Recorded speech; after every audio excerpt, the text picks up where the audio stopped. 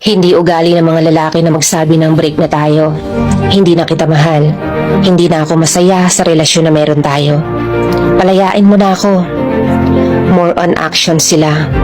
Babaliwalain ka niyan na parang pakiramdam mo wala ka talagang halaga at patuloy kang sasaktan niyan hanggang sa ikaw na mismo ang bumitaw. Paparamdam niyan sa'yo na hindi ka na mahalaga, na hindi ka na mahal. Hindi mo na rin maririnig na mag-I love you yan. Ipaparamdam niyan sa'yo na wala ka ng kwenta. At take note, ito ang matindi.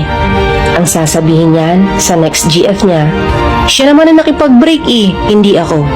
Siya naman nagbago, siya naman naghanap ng iba. Siya naman kasi may kasalanan, naboboring ng kausap siya.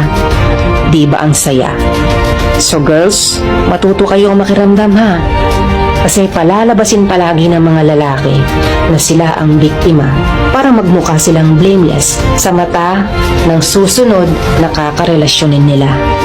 At ang masama, babae na nga ang biktima pero ang lalabas, lalaki ang biktima ng kasalanang ginawa nila.